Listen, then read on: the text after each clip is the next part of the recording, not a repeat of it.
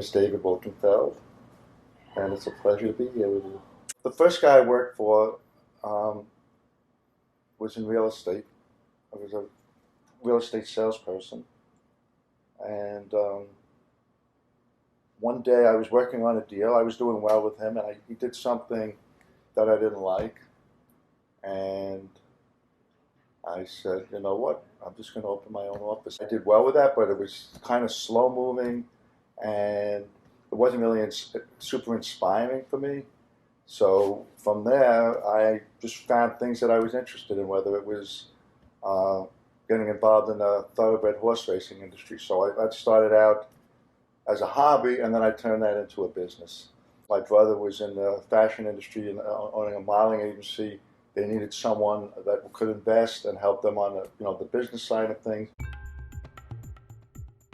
I was working on a technology project with it's a supermodel at the time, Elle McPherson, and we were doing a DVD was like the big thing.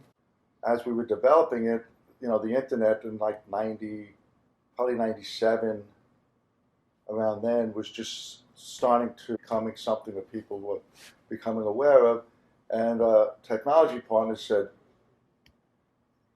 we need to scrap the DVD format and do this streaming video. The wheels started turning in my head, and I said, this is an opportunity. My dad's been in the industry for over 60 years.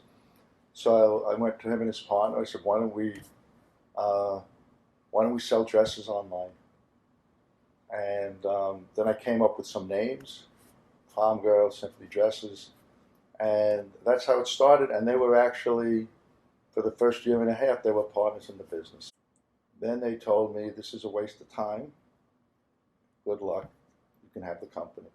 But my father was like, no one will ever buy a dress online. And I think a lot of people probably defaulted to that way of thinking.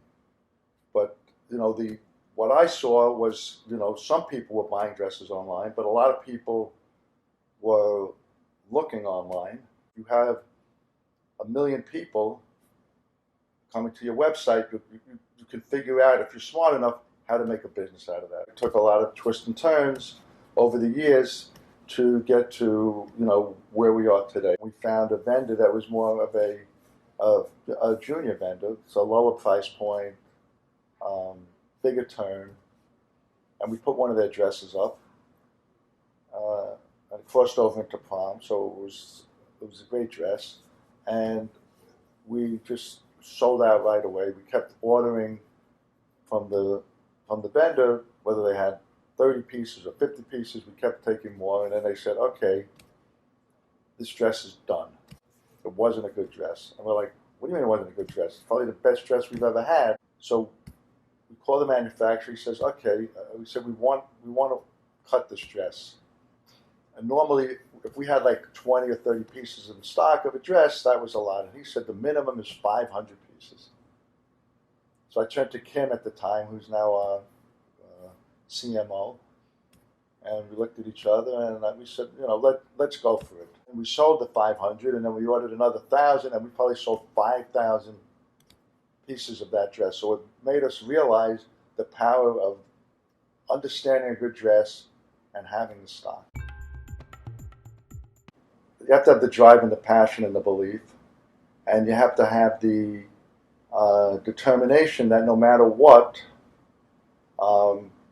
I'm going to give this my best shot. Obviously, as an entrepreneur, you have to be prepared that certain things that you do may fail, but you have to be able to learn from failure and move on. I think if you have passion and you have good instincts, the path kind of will lead you there. Everyone has different fears around different things, and you have to work to overcome them. Like, I'm not a great traveler, all right? My father hasn't flown for a very long time, so fears are limiting. Any fear becomes limiting, but they're real to that person. It's like, I'm fearful of this interview, but I did it anyway.